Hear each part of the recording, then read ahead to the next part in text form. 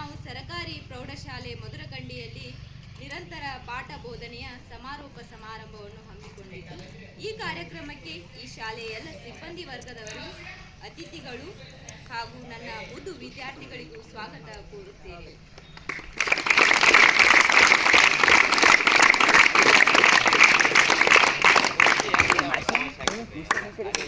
ಜಗದಾಚೆಯ ಕಲ್ಪನಾ ಚೆಲುವು ನೀನೆ, ಗೆಲುವು ನೀನೆ, ನಲಿವು ನೀನೆ, ನಮ್ಮ ಆಶಾ ಜೀವವು ನೀನೆ. ಜಲವು ಮನುಜನ ಬಾಹ್ಯ ಶರೀರ ಶುದ್ಧಿಗೊಳಿಸಿದರೆ ಪ್ರಾರ್ಥನೆಯು ಮನಸ್ಸನ್ನು ಶುದ್ಧಗೊಳಿಸುತ್ತದೆ ಎಂಬಂತೆ ಇದೀಗ ಪ್ರಾರ್ಥನಾ ಗೀತೆಯನ್ನು ನೆರವೇರಿಸಲು ಬರುತ್ತಿದ್ದಾರೆ ಪ್ರಶಿಕ್ಷಣಾರ್ಥಿಯಾದ ಕವಿತಾ ಜೋಂಗ್ನವರು.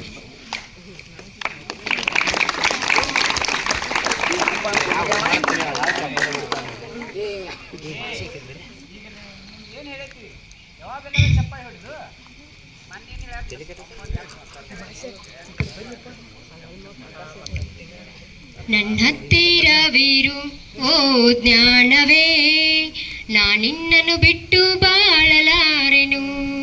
ನನ್ನತ್ತಿರವಿರು ಓ ಜ್ಞಾನವೇ, ನಾನಿನ್ನನ್ನು ಬಿಟ್ಟು ಬಾಳಲಾರೆನು. ಕತ್ತಲೆಯ ಸಮಯದಿ ಬೆಳಕಾಗಿರು, ಮರಣದ ಸಮಯದಿ ಜೀವವಾಗಿರು.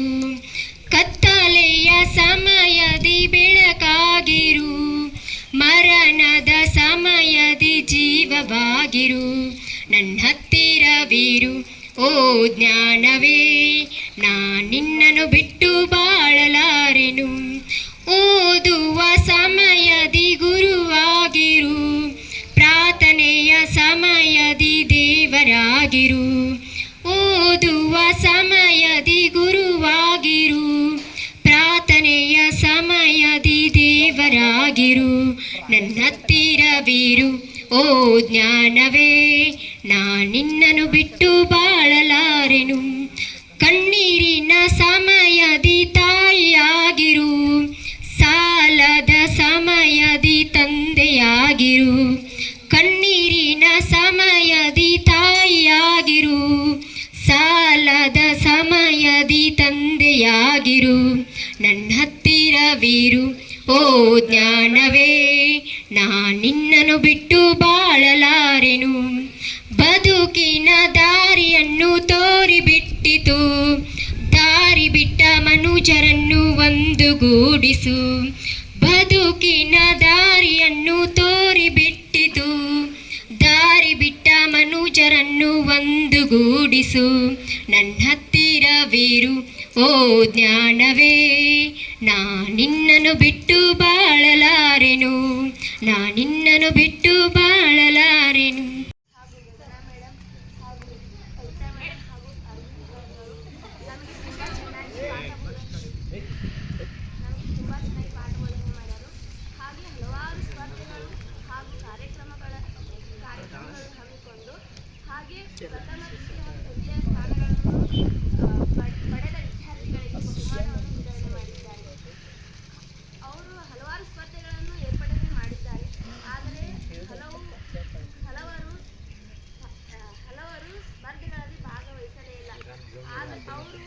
ಅವರಿಗೆ ಭಾಗವಹಿಸಿ ಹೇಳಿದ್ರು, ಪ್ರೋತ್ಸಾಹವನ್ನು ನೀಡಿದ್ರು. ಆದರೂ ಕೂಡ ಅವ್ರೇನು ಮಾಡ್ತಾರೆ, ನಮಗೇನು ಸಂಬಂಧ ಇಲ್ಲ. ಅವ್ರು ಹೇಳಿ ಒಂದು ಗಪ್ ಅವ್ರೇನು ಭಾಗವಹಿಸಿಲ್ಲ. ನಾವು ಅವ್ರು ಹೇಳಿದ್ದೆಲ್ಲ ಭಾಗವಹಿಸಿ ಪ್ರಥಮ ಹಾಗೂ ದ್ವಿತೀಯ ಸ್ಥಾನಗಳನ್ನು ಪಡೆದು ಇಂದು ಅವರ ಕಡೆಯಿಂದ ಬಹುಮಾನವನ್ನು ಪಡೆದಿದ್ದೇವೆ. ಗುರುಗಳಿಗೂ ಹಾಗೂ ನನ್ನ ಸಹೋದರ ಸಹೋದರಿಯರಿಗೂ ಮಧ್ಯಾಹ್ನದ ಶುಭಾಶಯ ತಿಳಿಸುತ್ತೇನೆ. ಈ ಸನ್ನಿವೇಶದಲ್ಲಿ BEd ಕಾಲೇಜಿನ ಶಿಕ್ಷಣಾರ್ಥಿಗಳಾದ ಶಿಕ್ಷಕರ ಬೀಳ್ಕೊಡುವ ಸಮಾರಂಭ. ಅವರು ಬಹಳ ಚೆನ್ನಾಗಿ ಪಾಠವನ್ನು ಬೋಧನೆ ಮಾಡಿದ್ರು. ಪಾಠ ಬೋಧನೆ ಮಾಡಿದಾಗ ಅವ್ರು ಹೇಳ್ತಾ ಒಂದು ಅಕ್ಷರ ಆಗಲಿ, ಒಂದು ವಾಕ್ಯ, ಒಂದು ಪ್ರಶ್ನೆ ನಮ್ಗೆ ತಿಳಿಲಿಲ್ಲ ಅಂತ ಕೇಳಿದ್ರು. ಅವ್ರಿಗೆ ಎಷ್ಟು ತಿಳಿದಕ್ಕೆ ನಮ್ಗೆ ಹೇಳ್ಕೊಡ್ತೀವಿ. ತಿಳಿಲಾರ್ದ ನಾವು ನಾಳೆ ದಿನ ಬಂದು ಹೇಳ್ತೀವಿ. ಅದು ನಾವು ಕೇಳಿದ ಕ್ವಶನ್ಗಳಿಗೆ ಆನ್ಸರನ್ನು ಕೊಟ್ಟಿದ್ರು. ಯಾವುದೇ ವಿಷಯ, ವಿಜ್ಞಾನ, ಗಣಿತ, ಕನ್ನಡ, ಸಮಾಜ ಆಗಲಿ, ಅವ್ರಿಗೆ ಹೇಳಿರುವಂಥ ಪಾಠಗಳಲ್ಲಿ ನಮಗೆ ತಿಳಿದೇ ಇದ್ರೆ ಮತ್ತೆ ಬಂದು ಕೇಳೋದು, ಪಾಠ ತಿಳಿಸಿರೋ ಇನ್ನೇನು ಕೇಳೋದು, ಮತ್ತು ಏನಾರು ನಮಗೆ ಡೌಟ್ ಇದ್ರೆ ಕೇಳೋದು,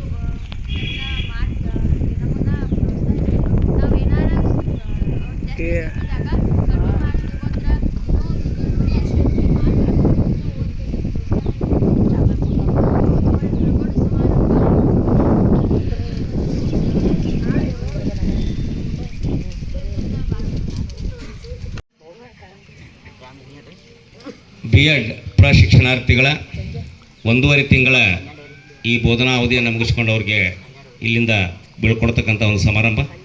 ಈ ಸಮಾರಂಭದ ವೇದಿಕೆಯನ್ನು ಹಂಚಿಕೊಂಡಿರ್ತಕ್ಕಂಥ ನಿಮ್ಮೆಲ್ಲರ ನೆಚ್ಚಿನ ಮುಖ್ಯೋಪಾಧ್ಯಾಯರಾಗಿರ್ತಕ್ಕಂತಹ ಅಕಾರಿ ಗುರುಮಾತೆಯರೇ, ಆತ್ಮೀಯರು, ಮಾರ್ಗದರ್ಶಕರು, ಸ್ನೇಹಿತರಾಗಿರ್ತಕ್ಕಂತಹ ದೊಯ್ಮಠ್ ಸರ್ ಅವರೇ, ಯಾವತ್ತೂ ವೇದಿಕೆ ಮೇಲೆ ಉಪಸ್ಥಿತರಿರ್ತಕ್ಕಂತಹ ನಮ್ಮ ಎಲ್ಲ ಸಹೋದ್ಯೋಗಿ ಗುರುಗಳೇ, ಗುರುಮಾತೆಯರೇ, ಕಾರ್ಯಕ್ರಮದಲ್ಲಿ ಭಾಗವಹಿಸಿ ಕಾರ್ಯಕ್ರಮದ ಕೇಂದ್ರ ಬಿಂದು ಆಗಿರ್ತಕ್ಕಂತಹ B.Ed ಪ್ರಶಿಕ್ಷಣಾರ್ಥಿಗಳೇ, ಪ್ರೀತಿಯ ವಿದ್ಯಾರ್ಥಿಗಳೇ,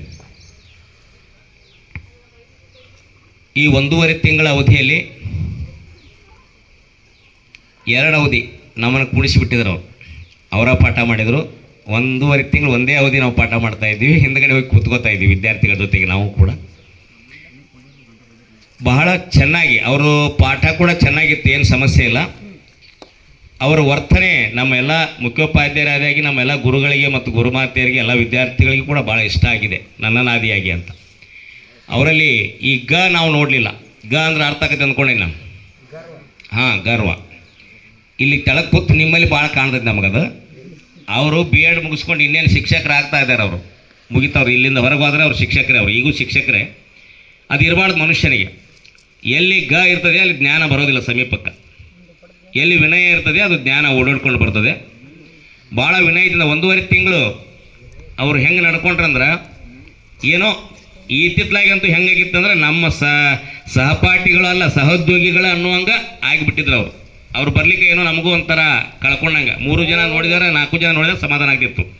ಪ್ರೇಯರ್ಗೆ ಬಂದು 4 ಜನ ನಿಂತ್ರೆ ಸಮಾಧಾನ ಆಗ್ತಿತ್ತು. ಹಂಗಿರ್ಬೇಕು ಮನುಷ್ಯ ವರ್ತನೆ. ನಮ್ಮ ಅನುಪಸ್ಥಿತಿ ನಮ್ಮ ಜೊತೆಗಿರ್ತಕ್ಕಂಥವ್ರಿಗೆ ಹಳಹಳಿ ಉಂಟು ಮಾಡಬೇಕು. ನಮ್ಮ ಉಪಸ್ಥಿತಿ ನಮ್ಮ ಜೊತೆಯಲ್ಲಿರ್ತಕ್ಕಂಥವ್ರಿಗೆ ಖುಷಿ ಕೊಡಬೇಕು. ಅಂದಾಗ ಅದಕ್ಕೆ ಮನುಷ್ಯತ್ವ ಅಂತಾರೆ, ಮಾನವೀಯತೆ ಅಂತಾರೆ, ಮನುಷ್ಯತ್ವ ಬದುಕುವ ರೀತಿ ಅಂತಾರೆ. ಹಾದ್ರ ಪಾಡಾತು ಅನ್ನೋ ರೀತಿಯಲ್ಲಿ ನಾವು ಬದುಕಿದ್ದೀವಿ ಅಂದ್ರೆ ನಾವು ಆ ಹೆಂಡೆಗಿನ ಹುಳುತ್ತರ ಹಚ್ಚಿಕಾಗ್ತೀವಿ ಅಂತ. ಅದಕ್ಕೆ ಬದುಕು ಅನ್ನೋದಿಲ್ಲ. ಇನ್ನೂ ಭಾಳ ಇದೆ, ಅವರಿಗೆ ಭಾಳ ಅವಕಾಶಗಳಿದ್ದಾವೆ. ಭಾಳ ಅದ್ಭುತವಾಗಿ ರೀತಿಯಲ್ಲಿ 1.5 ತಿಂಗಳು ಕಳೆದ್ರವರು. ಆ ವಿಷಯ ಹೇಳೋದಾಯಿತು, ನಾವು ಕೊಟ್ಟಂಥ ಮಾರ್ಗದರ್ಶನವನ್ನು ಪಾಲಿಸೋದಾಯಿತು, ಅದಕ್ಕೆ ಅವರ ಪ್ರತಿಕ್ರಿಯೆ. ಕೆಲವರಿಗೆಲ್ಲ ನೋಡಿದ್ವಿ ನಾವು. ಯಾಕಂದ್ರೆ ನಾನು 21 ವರ್ಷ ಅವಧಿಯಲ್ಲಿ ಕೆಲವು ಪ್ರಶಿಕ್ಷಣಾರ್ಥಿಗಳು ಇವ್ರಿಗೆ ಗೊತ್ತಿಲ್ಲ ಅದು. ನಾವು ಮಾರ್ಗದರ್ಶನ ಮಾಡಿದರೆ ನಮಗೂ ನಿಮ್ಮ B.Ed ಕಾಲೇಜ್ ಲೆಕ್ಚರರ್ಗೂ ಜಗಳ ಹಚ್ಚಿಬಿಟ್ರು. ನಾನು ಕುಂಚನೂರಾಗಿದ್ದಾಗ ಭರ್ಜರಿ ಜಗಳ ಆಗೋಯ್ತು ಒಬ್ಬರು ಲೆಕ್ಚರರ್ ಜೊತೆಗೆ.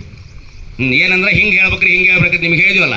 ಇದನ್ನು ಹೇಳಿದ್ದಕ್ಕೆ ಅವ್ರು ಹೋಗಿ ಹಿರೇಮಠ ಸರ್ ತದಾರ್ ಸರ ನಿಮ್ಗೆ ಯಾರಲ್ಲಿ ಕನ್ನಡ ಹೇಳ್ತಾರೋ ಅವೇನು ಬಾಳ್ ಶಾನೆ ಅದಾನ ಅಂತ ಹೇಳೋದು ಹಿಂಗೆ ಉಲ್ಟಾ ಹಚ್ಚಿ ನಮಗೂ ಅವ್ರಿಗೆ ಜಗಳ ಹಚ್ಚಿಟ್ಟಿದ್ರು. ಅಲ್ಲಿಂದ ಹಿಡ್ಕೊಂಡು ನೋಡ್ಕೊಂಬಂದಿನಿ. ಯಾಕಂದ್ರೆ ಕುಂಚನೂರು 17 ವರ್ಷ ಇದ್ದಲ್ಲ, 17 ವರ್ಷನೂ ನೋಡಿದ್ದೀನಿ ನಾನು. ಅದ್ರಾಗ ಅದ್ಭುತವಾದಂಥ ಬ್ಯಾಚ್ ನಿಮ್ಮದು. ಶಾನ್ಯಾರವ್ರು ಹೇಳೋದಾರೆ ನೀವು. ಅದ್ಭುತವಾದ ಬ್ಯಾಚ್ ಐತಿ. ಈ ಶಾನ್ಯತನಕ್ಕೆ ಹೆಂಗೈತೆ ಅಂದ್ರೆ ಇದು ಲಿಮಿಟೇಷನ್ ಐತಿ. ನಾನು ಶಾನ್ಯತನ ಲಿಮಿಟ, ನಿಮ್ಮ ಶಾನ್ಯತನ ಲಿಮಿಟ. ಇದಕ್ಕೆ ಅಗಣಿತ ಅನಂತ ಎಷ್ಟು ಕಲ್ತ್ರೂ ಕಡಿಮೆನೇ ಇದೆ. ಅದಕ್ಕೆ ಈ ಕಲಿಬೇಕು ಅನ್ನೋ ಹಸಿವು ನಮ್ಮ ಉಸಿರು ನಿಲ್ಲೋವರೆಗೆ ಯಾವತ್ತೂ ಕಡಿಮೆ ಆಗಬಾರ್ದು. ಕಲಿಬೇಕನ್ನೋ ಹಸಿವು ಯಾವತ್ತು ನಾ ಎಲ್ಲ ಕಲ್ತಾನೆ ನನಗೆಲ್ಲ ಬರ್ತೈತಿ ಅಂತ ಯಾವತ್ತು ನನ್ನ ಮನಸ್ಸಿನಾಗ ಬರ್ತೈತೋ ಅವತ್ತು ನಾನು ಸತ್ತಂಗ, ಬದುಕಿದ್ರು ಸತ್ತಂಗ ಅಂತ ಈ ಫೀಲ್ಡ್ನಲ್ಲಿ ಇರ್ತಕ್ಕಂಥವ್ರು. ಅದಕ್ಕೆ ವಿನಯ ಇರುವಷ್ಟು ಕಾಲ ಮಲ್ಲಿಗೆ ಹೂವಿನ ಥರ ಬದುಕಬೇಕು. ಇರುವಷ್ಟು ಕಾಲ ಎಷ್ಟು ದಿವಸ ಇರ್ತೀವೋ ಗೊತ್ತಿಲ್ಲ. ಇಲ್ಲಿ 1.5 ತಿಂಗಳಿದ್ರು ಅವರು. 1.5 ತಿಂಗಳು ನಮ್ಮ ಮನಸ್ಸಿಗೆ ಯಾರಿಗೂ ಬೇಜಾರು ಮಾಡಲಿಲ್ಲ. ಅವರು ವಿದ್ಯಾರ್ಥಿಗಳ ಆದಿಯಾಗಿ ಅದ್ಭುತವಾಗಿ ನಡ್ಕೊಂಡ್ರು. ಅವರಿಗೆ ಅವರ ಮುಂದಿನ ಜೀವನದಲ್ಲಿ ಅದ್ಭುತವಾದ ಭವಿಷ್ಯ ಅವರಿಗೆ ಸಿಗಲಿ ಅಂತಕ್ಕಂಥ ಮಾತನ್ನು ಈ ಸಂದರ್ಭದಲ್ಲಿ ಹೇಳಿ ನಮ್ಮ ಮುಖ್ಯೋಪಾಧ್ಯಾಯರು, ಗುರುಗಳು, ಗುರುಮಾತೆಯರ ಪರವಾಗಿ ಅವರಿಗೆ ಹಾರೈಸ್ತೀನಿ. ಅವರಿಗೆ ಒಂದು ಕಿವಿ ಮಾತು ಹೇಳೋದಂದ್ರೆ ಅದ್ಭುತವಾದ ಬದುಕನ್ನು ಕಟ್ಟಿಕೊಡ್ರಿ. ಒಂದು, ನಮ್ಮ ಜೀವನಕ್ಕಿಂತ ಶ್ರೇಷ್ಠವಾದ ಜಗತ್ತಿನಲ್ಲಿ ಯಾವುದೂ ಇಲ್ಲ. ನಮ್ಮ ಬದುಕಿಗಿಂತಲೂ ಶ್ರೇಷ್ಠವಾದ ಜಗತ್ತಿನಲ್ಲಿ ಯಾವುದೂ ಇಲ್ಲ. ಅದನ್ನು ಆನಂದಿಸಬೇಕು. ಇರುವ ಅವಕಾಶಗಳಲ್ಲಿ, ಇರುವ ಮಿತಿಯಲ್ಲಿ ಆನಂದಿಸುವುದನ್ನು ನಾವು ಯಾವತ್ತು ಕಲಿತೀವೋ ಅವತ್ತು ನಾವು ಚೆನ್ನಾಗಿರ್ತೀವಿ. ಆನಂದಿಸ್ರಿ. ಗೊತ್ತಿಲ್ಲದಂತ ನಾವು ಪ್ರ್ಯಾಂಕ್ ಆಗಿ ಅಂತ ಪ್ರಾಮಾಣಿಕವಾಗಿ ಒಪ್ಕೊಳ್ಳೋದನ್ನು ಗುಣ ಬೆಳೆಸ್ಕೋಬೇಕು. ನನಗೆ ಗೊತ್ತಿಲ್ಲ, ಅದು ನನಗೆ ತಿಳಿದಿಲ್ಲ ಅಂತ ಒಪ್ಕೋಬೇಕು. ಇನ್ನು ತಪ್ಪು ಮಾಡಿದನ್ನು ಭಾಳ ಪ್ರಾಮಾಣಿಕವಾಗಿ ಒಪ್ಕೊಳ್ಳೋದನ್ನು ಕಲಿಬೇಕು ನಾವು. ಅವನು ನಿಜವಾದ ಪೌರುಷವಂತ, ನಿಜವಾದ ಶೂರ. ಅವ ತಪ್ಪು ಮಾಡಿ ನಮ್ಮ ಹುಡುಗರು ಕೇಳ್ತಿದ್ದು ಯಾವ ಮಾತಾಡಿಲ್ಲ, ಯಾವ ಗದ್ದಲ ಮಾಡಿಲ್ಲ ಅಂದ್ರೆ ಯಾರೂ ಮಾತಾಡಂಗಿಲ್ಲ. ಪಿನ್ ಡ್ರಾಪ್ ಸೈಲೆನ್ಸ್ ಇರ್ತದೆ. ಸರ್ ನಾನಾ ಮಾತಾಡೇನ್ರಿ ತಪ್ಪಾತ್ರಿ, ಇನ್ನೊಮ್ಮೆ ಮಾತಾಡಂಗಿಲ್ಲ ಅಂದ್ರೆ ಅವನ ನಿಜವಾದ ಗಂಡಸಲ್ಲಿ ಆ ಇಡೀ ಸಭಾ ನಂಬರ್ ಅವನು ಅಡ್ಕೊಂಡು ಕುಂಡ್ರದೈತಲ್ಲ. ಅಲ್ಲ, ಅದಕ್ಕೆ ಜೀವನದಾಗ ಎರಡನ್ನ ಕಲಿಬೇಕು. ಒಂದು, ಗೊತ್ತಿದ್ದನ್ನು ಗೊತ್ತಿದೆ ಅಂತ, ಗೊತ್ತಿರ್ಲಾರ್ದನ್ನ ಗೊತ್ತಿಲ್ಲ ಅಂತ ಹೇಳೋದು, ಪ್ರಾಮಾಣಿಕವಾಗಿ ಒಪ್ಕೊಳ್ಳೋದು. ಇನ್ನೊಂದು, ಮಾಡಿದ ತಪ್ಪನ್ನು ಪ್ರಾಮಾಣಿಕವಾಗಿ ಒಪ್ಕೊಳ್ಳೋದನ್ನು ನಾವು ಕಲಿತೀವಿ ಅಂದ್ರೆ ನಾವು ಭಾಳ ಶ್ರೇಷ್ಠ ವ್ಯಕ್ತಿಗಳಾಗ್ತೀವಿ. ಮಾನವ ಜನ್ಮ ದೊಡ್ಡದು, ಇದು ಹಾನಿ ಮಾಡಿಕೊಳ್ಳಬೇಡಿ ಹುಚ್ಚಪ್ಪಗಳಿರ ಅಂತ. ಮತ್ತೆ ಬರ್ತೀವಿ ಇಲ್ಲ ಗೊತ್ತಿಲ್ಲ. ಇರುವಷ್ಟು ಕಾಲ ಹುಲ್ಲಾಗು ಬೆಟ್ಟದಡಿ ಮನೆಗೆ ಮಲ್ಲಿಗೆಯಾಗು, ಕಲ್ಲಾಗು ಕಷ್ಟಗಳ ಮಳೆ ವಿಧಿಸುರಿಯೇ, ಬೆಲ್ಲ ಸಕ್ಕರೆಯಾಗು ದೀನ ದುರ್ಬಲರಿಂಗೆ, ಎಲ್ಲರೊಳಗೊಂದಾಗೋ ಮಂಕುತಿಮ್ಮ ಅಂತ. ಅಂದರೆ ಅದ್ಭುತವಾದ ಜೀವನ ಸಿಕ್ಕಿದೆ ಮನುಷ್ಯ. ಇಲ್ಲಿ ಸಾಹುಕಾರ, ಶ್ರೀಮಂತ, ಬಡವ, ರೊಕ್ಕ, ರೂಪಾಯಿ, ಕಾರು, ಬಂಗ್ಲೆ ಈ ಯಾವುದರಿಂದಲೂ ಸುಖ ಇಲ್ಲ. ನಾವು ಅದ್ಭುತವಾದಂಥ ಬದುಕನ್ನು ಕಟ್ಕೋಬೋದು. ಒಂದು ವೇಳೆ ಎಪ್ಪಿತಪ್ಪಿ ಅವ್ರು ಶಿಕ್ಷಕರಾದ್ರಂದ್ರೆ ಅದ್ಭುತವಾದಂಥ ಶಿಕ್ಷಕರಾಗ್ತಾರೆ ಅಂತಕ್ಕಂಥ ವಿಶ್ವಾಸ ನನಗಿದೆ. ಯಾಕಂದರೆ ಅವರಿಗೆ ಕಲಿಯೋ ಹಂಬಲ, ತಿಳ್ಕೊಳ್ಳೋ ಹಂಬಲ ಇದೆ. ಅದ್ಭುತವಾದಂಥ ಅವಕಾಶ ಅವರಿಗೆ ಸಿಗಲಿ. ಜೀವನದಲ್ಲಿ ಶ್ರೇಷ್ಠವಾದ ಬದುಕನ್ನು ಕಟ್ಟಿಕೊಳ್ಳಿ, ಶ್ರೇಷ್ಠವಾಗಿ ಬದುಕಲಿ. ಅವರು ಎಲ್ಲಿವರೆಗೆ ಒಂದು ಶ್ರೇಷ್ಠವಾದ ಬದುಕಿಗೆ ಹಂಬಲಿಸಿರ್ತಾರೋ ಅಲ್ಲಿವರೆಗೆ ಮಲ್ಲಿಗೆ ಹೂವಿನ ಥರ ಪರಿಮಳವನ್ನು ಚೆಲ್ತಾ ಇರಲಿ ಅಂತಕ್ಕಂಥ ಮಾತನ್ನು ಹೇಳ್ತಾ, ಈ ಸಂದರ್ಭದಲ್ಲಿ ನನಗೆ 2 ಮಾತಾಡೋದಕ್ಕೆ ಅವಕಾಶ ಮಾಡಿಕೊಟ್ಟಿರ್ತಕ್ಕಂಥ ಎಲ್ಲರಿಗೂ ವಂದಿಸಿ ನನ್ನ ಮಾತುಗಳಿಗೆ ವಿರಾಮ ನೀಡ್ತೀನಿ. ಜೈ ಹಿಂದ್. ಸಿಟಿ ಕಾಲೇಜಿನಿಂದ B.Ed ಪ್ರಶಿಕ್ಷಣಾರ್ಥಿಗಳು ನಮ್ಮ ಶಾಲೆಗೆ ಬಂದ ಅವರು ಪಾಠ ಬೋಧನೆಯನ್ನು ಮಾಡಿದರು. ಅವ್ರ ಬಗ್ಗೆ ಅನೇಕ ವಿದ್ಯಾರ್ಥಿಗಳು ಕೂಡ ತಮ್ಮ ಅನಿಸಿಕೆಯನ್ನು ಹೇಳ್ತಾ ಇದ್ದಾರೆ. ಆ ಒಂದು ಸಂದರ್ಭದೊಳಗೆ ನನ್ನ ಅನಿಸಿಕೆಯನ್ನು ಕೂಡ ಇಲ್ಲಿ ನಾನು ಹೇಳಬೇಕಾಗ್ತೈತಿ. ಅದಕ್ಕೆ ವೇದಿಕೆಯಲ್ಲಿ ಆಸೀನರಾಗಿರ್ತಕ್ಕಂಥ ನಮ್ಮ ಮುಖ್ಯೋಪಾಧ್ಯಾಯರೇ, ಇವತ್ತಿನ ಉಪನ್ಯಾಸಕರು, ಅತಿಥಿಗಳು ಆಗಿರುವಂಥ ಗೋವಿಮಠ್ ಸರ್ ಅವರೇ, ನನ್ನೆಲ್ಲ ಸಿಬ್ಬಂದಿ ವರ್ಗದವರೇ, ಪ್ರಶಿಕ್ಷಣಾರ್ಥಿಗಳೇ ಮತ್ತು ಮುದ್ದು ವಿದ್ಯಾರ್ಥಿಗಳೇ, ಶಿಕ್ಷಣ ಎಂಬುದು ಹುಟ್ಟಿನಿಂದ ಚಟ್ಟದವರೆಗೂ ಶಿಕ್ಷಣ ಸಾಗ್ತಾ ಇದೆ. ಅದಕ್ಕೆ ಮಿತಿ ಎಂಬುದಿಲ್ಲ, ಅದಕ್ಕೆ ನಿಲುಗಡೆ ಇಲ್ಲ. ಮನುಷ್ಯ ಬದುಕಿರುವವರೆಗೂ ಶಿಕ್ಷಣ ಪಡಿಬೇಕಾಗ್ತದೆ. ಅದಕ್ಕೆ ನಾನು ಸುಮಾರು 5-6 ವರ್ಷ ಆಯಿತು ಇಲ್ಲಿ ಕೆಲಸ ಮಾಡ್ಕೋತಾ ಬಂದಿದ್ದೀನಿ. ಪ್ರತಿ ವರ್ಷ B.Ed ಪ್ರಶಿಕ್ಷಣಾರ್ಥಿಗಳು ಬರ್ತಾನೆ ಇರ್ತಾರೆ, ತಮ್ಮ ಪಾಠ ಬೋಧನೆ ಮಾಡ್ತಾರೆ, ಹೋಗ್ತಾರೆ, ನಾವು ಮಾರ್ಗದರ್ಶನ ಮಾಡ್ತಾ ಇರ್ತೀವಿ. ಆದರೆ ಈ ಸಲ ಬಂದಂಥ ಬ್ಯಾಚ್ ಹೆಂಗೈತಪ್ಪ ಅಂತಂದ್ರೆ ಭಾಳ ಅವರು ಒಳ್ಳೆಯ ರೀತಿಯಿಂದ ಕೆಲಸ ಕಾರ್ಯಗಳನ್ನು ಮಾಡಿದ್ದಾರೆ ಅಂಥೇಳಿ ಈ ಸಂದರ್ಭದಲ್ಲಿ ನಾನು ಹೇಳಬೇಕಾಗ್ತದೆ. ಯಾಕಂದರೆ ಸಮಾಜ ವಿಜ್ಞಾನದ ವಿಷಯದೊಳಗೆ 2 ಪ್ರಶಿಕ್ಷಣಾರ್ಥಿಗಳು ಕೆಲಸವನ್ನು ಮಾಡಿದರು. ಹಿಂದಿನ ವರ್ಷಗಳಲ್ಲಿ ಬಂದಂಥ ವಿದ್ಯಾರ್ಥಿಗಳು ಬೋರ್ಡ್ನಲ್ಲಿ ಬರಿತಾ ಇದ್ರು, ಹೇಳ್ತಾ ಇರಲಿಲ್ಲ, ಹೇಳ್ಕೊತ ನಿಂದಿರ್ತಾ ಇದ್ರು, ಬೋರ್ಡನ್ನು, ಕಪ್ಪೋಲಿಗೆಯನ್ನು ಉಪಯೋಗ ಮಾಡ್ತಾ ಇರಲಿಲ್ಲ. ಇವರು ನೋಡಿದ್ರೆ ಭಾಳಷ್ಟು ನೀಟಾಗಿ ಬೋರ್ಡ್ ಮೇಲೆ ಬರಿತಾ ಇರೋದು ಕಂಡು ಬಂತು. ನನಗೆ ಹಂಗೆ ಬರೆಯೋಕ್ಕಾಗೋದಿಲ್ಲ. ಅಷ್ಟು ಚೆನ್ನಾಗಿ ರೈಟಿಂಗ್ ಅವರಿಬ್ಬರದು ನಾನು ಕಂಡುಕೊಂಡೆ. ಅದ್ರ ಜೊತೆಗೆ ಚೆನ್ನಾಗಿ ಪಾಠವನ್ನು ತಯಾರು ಮಾಡ್ಕೊಂಡು ಬರ್ತಾಯಿದ್ರು. ಯಾವುದೇ ನಾನು ಅವ್ರಿಗೆ ಬಂದ ಕೂಡಲೇ ಹೇಳಿದೆ, ಸರ್ ನಾನು ಯಾವ ಪಾಠ ತೊಗೋಬೇಕು, ಏನು ಹೇಳ್ಬೇಕಂತಂದ್ರು. ಜುಲೈ ತಿಂಗಳಿನಲ್ಲಿ ಬಂದಾಗ ಇಷ್ಟು ಪಾಠಗಳದಾವ್ರಿ, ಈ ಪಾಠಗಳನ್ನು ನೀವು ಮುಗಿಸಿದ್ರೆ ಸಾಕು, ಮುಂದಿನ ಪಾಠಗಳನ್ನು ನಾನು ಹೇಳ್ಕೊತ ಹೋಗ್ತೀನಿ, ಸ್ವಲ್ಪ ಇವನ್ನ ನೀವು ಕವರ್ ಮಾಡಿರಿ ಅಂತ ತಿಳ್ಕೊಂಡು ಹೇಳಿದೆ. ಆ ಇಬ್ಬರು ಭಾಳ ವಿನಯದಿಂದ ಒಪ್ಪಿಕೊಂಡು ಇವತ್ತಿನವರೆಗೂ ಕೂಡ ಅವ್ರು ಭಾಳ ಚೆನ್ನಾಗಿ ಬೋಧನೆ ಕಾರ್ಯವನ್ನು ಮಾಡಿದರು. ಇನ್ನು ಸಹಜವಾಗಿ ಪಾಠ ಹೇಳೋ ಮುಂದೆ ನನ್ನೂ ಮಿಸ್ಟೇಕ್ ಆಗ್ತಾವೆ, ಅವರೂ ಆಗಿರ್ಬೋದು. ಯಾಕಂದ್ರೆ ಹೇಳಿದ್ನಲ್ಲ ನಾನು ಈಗಲೇ, ಶಿಕ್ಷಣ ಎಂಬುದು ಅದಕ್ಕೆ ತಡೆ ಇಲ್ಲ, ನಿಡುಗಡೆ ಇಲ್ಲ, ಅದು ನಿರಂತರವಾಗಿ ನಡೆಯುವಂಥ ಒಂದು ಪ್ರಕ್ರಿಯೆ ಆಗಿದೆ. ದಿನ ನಾವು ಹೊಸದನ್ನು ಕಲಿತಾ ಹೋಗ್ಬೇಕಾಗ್ತದೆ. ಅದಕ್ಕೆ ವಿಷಯ ಬೋಧನೆಯೊಳಗೆ ಸಾಕಷ್ಟು ತಯಾರಿಯೊಳಗೆ ಬಂದರೂ ಸಹಿತ ಅವ್ರು ಕೆಲವೊಂದು ಸೂಚನೆಗಳನ್ನು ನಾನು ಹಿಂದುಗಡೆ ಬರೆದ ನನ್ನ ಒಂದು ಮಾರ್ಗದರ್ಶನ ಹಿಂದಿನ ಪುಟದೊಳಗೆ ಬರೆದು ಕಳಿಸ್ತಾ ಇದ್ದೆ. ಒಂದೊಂದು ಸಲ ಅವ್ರಿಗೆ ನಾನು ನೇರವಾಗಿ ಹೇಳಿದ್ದೀನಿ. ಆಮೇಲೆ ಅವರು ಅದನ್ನು ದಿನ ನೋಡ್ಕೋತಾ ಇದ್ದರು. ಪ್ರತಿಯೊಂದು ಪಾಠಕ್ಕೆ ಸರ್ ಏನು ಸೂಚನೆ ಕೊಡ್ತಾರೆ ನೋಡ್ಕೊಂಡ್ಬಿಟ್ಟು ನನ್ನ ಅಂಶಗಳು ಕೂಡ ಅವರೆಲ್ಲ ತಿಳ್ಕೊತಾ ಇದ್ದರು. ಅದಕ್ಕೆ ಪಾಠ ಬೋಧನೆಯನ್ನು ಮಾಡೋದ್ರಲ್ಲಿ ಭಾಳಷ್ಟು ಒಳ್ಳೆಯ ರೀತಿಯಿಂದ ಅವ್ರು ಕೆಲಸ ಮಾಡಿದ್ದಾರೆ ಅಂತ ಹೇಳ್ತಾ ಇದ್ದೀನಿ. ಅದರ ಜೊತೆಗೆ ಕವಿತಾ ಅವರು ಇವತ್ತು ಒಂದು ಸ್ವಾಗತ ಗೀತೆಯನ್ನು ಪ್ರಾರಂಭದಲ್ಲಿ ಹಾಡಿದರು. ಆ ಹಾಡು ಭಾಳ ತುಂಬ ಇಷ್ಟ ಆಯ್ತು ನನಗೆ. ಅವ್ರ ಧ್ವನಿ, ಹಾಡು, ಅವ್ರು ಹಾಡ್ತಾ ಇರಲ್ಲ, ಏನು ಹೆದರ್ತಾರೋ, ಏನು ಅರ್ಧಕ್ಕೆ ಬಿಡ್ತಾರೋ ಅಂತ ನೋಡ್ತಾ ಇದ್ದೆ. ಭಾಳ ಚೆನ್ನಾಗಿ ಹಾಡನ್ನು ಪೂರ್ಣಗೊಳಿಸಿ ಎಲ್ಲರ ಮೆಚ್ಚುಗೆಗೆ ಪಾತ್ರ ಕೂಡ ಆದರು. ಇನ್ನು ಸವಿತಾ ಅವರು ಕೂಡ ಅವ್ರು ಹೆಂಗತ್ತಂದ್ರೆ ಅವ್ರ ಬೋಧನೆ ನಾನು ನೋಡಿದೆ, ಸುಮಾರು ಒಂದು 10-15 ವರ್ಷ ಸೇವೆ ಮಾಡ್ಯಾರೇನೋ ಈಗಾಗಲೇ ಇವರು, ನನಗನ್ನಿಸ್ತಾ ಇತ್ತು. ಅಂದರೆ ಅಷ್ಟು ನಿರ್ಭೀತಿಯಿಂದ ಆ ಪಾಠವನ್ನು ಚೆನ್ನಾಗಿ ಅವ್ರು ಬೋಧನೆ ಮಾಡ್ತಾಯಿದ್ರು. ಕವಿತಾ ಕೂಡ ಅಷ್ಟೇ. ಇಲ್ಲಿ ಯಾರು ಹೆಚ್ಚು ಕಡಿಮೆ ಅಂತ ಹೇಳಕ್ಕೆ ಹೊಂಟಿಲ್ಲ ನಾನು. ಅವರಲ್ಲಿ ಕೆಲವು ಗುಣಗಳನ್ನು ನಾನು ಯಾಕೆ ಹೇಳಕತ್ತೀನಿ ಅಂದ್ರೆ ಅವ್ರಿಗೂ ನಮಗೂ ಕೊನೆಯ ಭೇಟಿನೇ ಇದೆ, ಮುಂದೆಲ್ಲೋ ಸಿಗ್ಬೋದು. ಈ ಶಾಲೆಗೆ ಬಂದಾಗ ನನ್ನ ಅನಿಸಿಕೆ ಒಳಗೆ ನನಗೆ ತಿಳಿದದ್ದನ್ನು ಹೇಳಿಲ್ಲ ಅಂದ್ರೆ ನನ್ನ ತಪ್ಪನ. ಅದಕ್ಕೆ ನಾನು ಯಾಕೆ ಹೇಳಕತ್ತೀನಿ ಅಂದ್ರೆ ಭಾಳಷ್ಟು ಮುಂದಿನ ಶಿಕ್ಷಕ ವೃತ್ತಿಯನ್ನು ಆಯ್ದುಕೊಳ್ಳಿಕ್ಕೆ ಅವರು ಭಾಳ ಯೋಗ್ಯರಾಗಿದ್ದಾರೆ ಅಂತ ತಿಳ್ಕೊಂಡು ನಾನು ಈ ಸಂದರ್ಭದಲ್ಲಿ ಹೇಳ್ತಾ ಇದ್ದೇನೆ. ಇನ್ನು ಸಾವಿತ್ರಿ ಅವ್ರ ಧ್ವನಿ 2 ಧ್ವನಿ ಅದಾವದ್ರಾಗ ಬಂದಾಗ ನಾನು ಒಂದೇ ಸಲ ಅವ್ರು ಒಂದು ಪೀಡ್ ತೊಗೊಂಡಾಗ ನೋಡಿದೆ, 2 ಧ್ವನಿ ಕೇಳಿಸಾಕತ್ತು. ಅಷ್ಟೇ ಧ್ವನಿ ಇಂಪಾಗಿತ್ತು. ಮಕ್ಕಳೊಂದಿಗೆ ಬೆರೆಯೋದು ಭಾಳಷ್ಟು ಚೆನ್ನಾಗಿತ್ತು. ಇವತ್ತು ಕೂಡ ಅವ್ರು ನಿರೂಪಣೆ ಮಾಡಕತ್ತಾರಲ್ಲ, ಯಾವುದೋ ಒಂದು ಸಾಹಿತ್ಯ ಸಮ್ಮೇಳನದೊಳಗೆ ಒಬ್ರು ಯಾರೋ ದೊಡ್ಡ ವ್ಯಕ್ತಿಗಳೇನೋ ನಿರೂಪಣೆ ಮಾಡ್ತಾರಿದ್ದಾರೆ ಏನೋ ಅಂತೇಳಿ ನನಗೆ ಅನ್ಸಾತೈತಿ. ಅವರು ಕೂಡ ಅಷ್ಟರ ಮಟ್ಟಿಗೆ ಏನಪ್ಪ ಅಂತಂದ್ರೆ ಭಾಳ ಸೂಕ್ಷ್ಮವಾಗಿ ಭಾಳ ಧೈರ್ಯಯುತವಾಗಿ ಭಾಳ ಚೆನ್ನಾಗಿ ಕಾರ್ಯಕ್ರಮವನ್ನು ನಡೆಸಿಕೊಡ್ತಾ ಇದ್ದಾರೆ. ಇದು ಕೂಡ ನನಗಿಷ್ಟ. ಇನ್ನು ನಮ್ಮ ಶಿಕ್ಷಕರು ಕೂಡ ಏನಪ್ಪ ಅಂತಂದ್ರೆ ಮಕ್ಕಳಿಗೆ ಪಾಠ ಬೋಧನೆ ನಾವು ಮಾಡ್ತಾ ಹೋಗ್ತಾ ಇರ್ತೀವಿ. ಮಧ್ಯದೊಳಗೆ 1.5 ತಿಂಗಳು ನಮ್ಮ ಪಾಠಗಳು ಇನ್ನು ಹ್ಯಾಂಗೋ ಏನೋ ಅಂತೇಳಿ ಒಂದು ಭಯ ಕೂಡ ಇತ್ತು. ಆದ್ರೆ ಆ ಭಯವನ್ನು ಅವರೆಲ್ಲ ಏನಪ್ಪ ಅಂತಂದ್ರೆ ಹೋಗಲಾಡಿಸಿದ್ರು. ನಾ ಕೊಟ್ಟೋದಕ್ಕಿಂತ ಹೆಚ್ಚು ಒಂದು ಪಾಠ ಹೆಚ್ಚಾಗಿ ಅವ್ರು ಬೋಧನೆ ಮಾಡಿ ತೋರಿಸಿದ್ರು ನನಗೆ. ಈ ಸಂದರ್ಭದಲ್ಲಿ B.Ed ಪ್ರಶಿಕ್ಷಣಾರ್ಥಿಗಳಿಗೆ ನಮ್ಮ ಶಾಲೆಯ ಪರವಾಗಿ ತುಂಬ ಧನ್ಯವಾದಗಳನ್ನು ಕೂಡ ನಾನು ಅರ್ಪಿಸ್ತಾ ಇದ್ದೇನೆ. ಇನ್ನು ಅದರಂತೆ ವಿದ್ಯಾರ್ಥಿಗಳಿಗೆ ಅನೇಕ ಕ್ವಿಜ್ಗಳನ್ನು ಗುರುದೇವೋ ಮಹೇಶ್ವರ ಗುರು ಸಾಕ್ಷಾತ್ ಪರಬ್ರಹ್ಮ ತಸ್ಮೈ ಶ್ರೀ ಗುರುವೇ ನಮಃ ಎಂದು ಹೇಳುತ್ತಾ ಇಂದು ಸರ್ಕಾರಿ ಪ್ರೌಢಶಾಲೆ ಮಧುರಕಂಡಿಯಲ್ಲಿ ಹಮ್ಮಿಕೊಂಡ ನಿರಂತರ ಪಾಠ ಬೋಧನೆಯ ಕಾರ್ಯಕ್ರಮದಲ್ಲಿ ಶಾಲೆಯಲ್ಲಿ ಕಳೆದ ಸವಿ ನೆನಪುಗಳನ್ನು ನಿಮ್ಮ ಮುಂದೆ ಹಂಚಿಕೊಳ್ಳಲು ಇಷ್ಟಪಡುತ್ತೇನೆ. ಇಲ್ಲಿ ಏನಾಯ್ತಂದ್ರೆ ನಾನು ಸ್ಕೂಲ್ ಒಳಗನ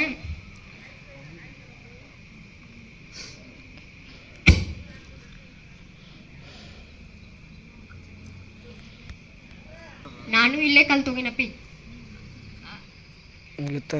ನಾನು ಕಲ್ತೋದ ಸ್ಕೂಲ್ ಒಳಗನ ಹೆಂಗೆ ಕೊಪ್ಪಿತಾನ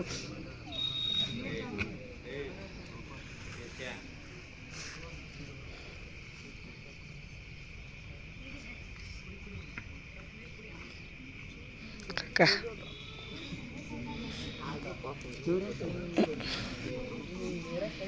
10 ನಿಮಿಷನಾಗ ಹೇಳೋಕ್ಕಾಗಲ್ಲ. ಆದರೆ ಈ ವೇದಿಕೆ ಮೇಲೆ ಆಸೀನರಾದಂಥ ಎಲ್ಲ ಗುರುವೃಂದಕ್ಕೂ ಕ್ಷಮೆಯನ್ನು ಕೇಳುತ್ತಾ 5 ನಿಮಿಷದಲ್ಲಿ ನಾನು ಭಾಷಣ ಮುಗಿಸ್ತೀನಿ.